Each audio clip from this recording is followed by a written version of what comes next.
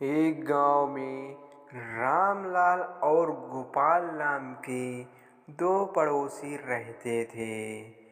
रामलाल बहुत मेहनती और ईमानदार किसान था, जो अपने छोटे से खेत में दिन रात मेहनत करता।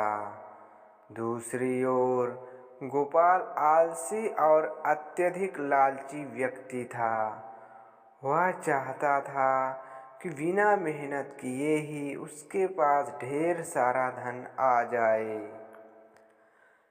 रामलाल की जमीन उपजाऊ थी और हर साल उसकी फसल अच्छी होती थी।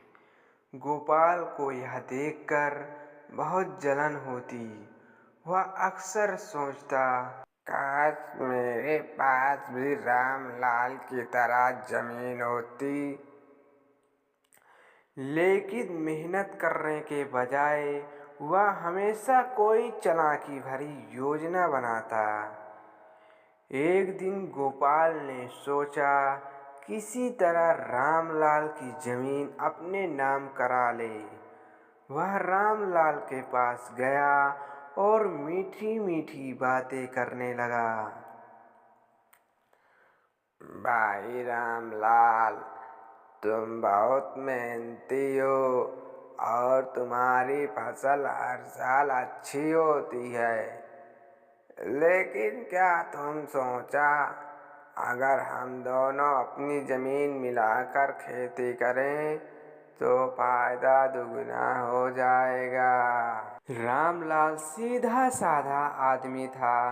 उसे लगा यह सच में अच्छा विचार है। उसने गोपाल की बात मान ली और अपने जमीन में साझा दे दिया।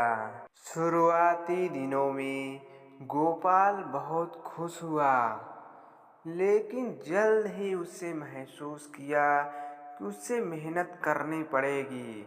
उसके बस की बात नहीं थी। धीरे धीरे वह बहाने बनाने लगा और ज़्यादातर काम रामलाल के कंधों पर डाल दिया।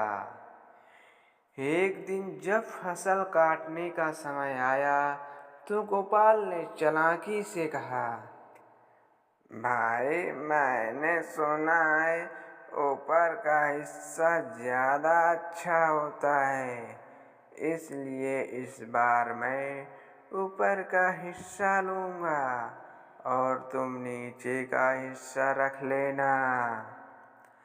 रामलाल भले आदमी था।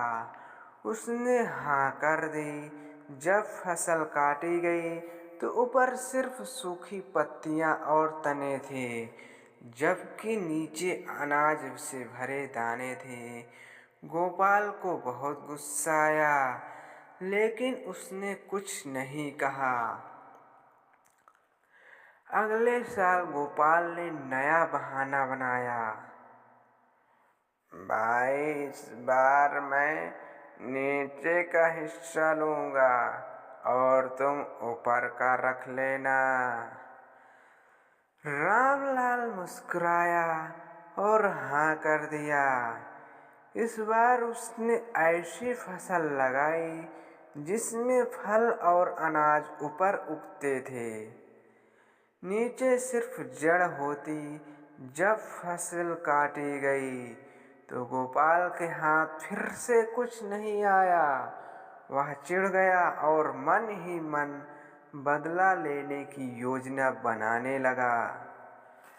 गोपाल ने एक दिन गांव के मुखिया से मिलकर झूठी शिकायत कर दी। रामलाल ने उसकी जमीन हड़प लिया। गांव के लोग रामलाल की ईमानदारी जानते थे, लेकिन मुखिया को रिश्वत देकर गोपाल ने फैसला अपने पक्ष में करवा लिया। रामलाल को अपनी जमीन छोड़नी पड़ी, लेकिन वह निराश नहीं हुआ।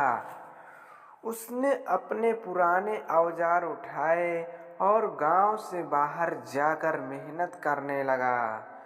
उसकी ईमानदारी और परिश्रम से वह जल्द से फिर संपन्न हो गया।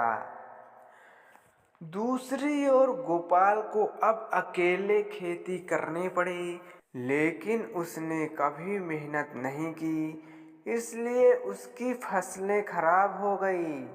धीरे धीरे उसकी जमीन बेकार हो गया और कर्ज में डूब गया। एक दिन उसने जमीन बेच दिया और गांव छोड़कर चला गया। गांव के लोगों ने इस घटना से सीख लिया कि लालच का अंत हमेशा बुरा होता है, जबकि ईमानदारी और मेहनत का फल अवश्य हमेशा मीठा होता है।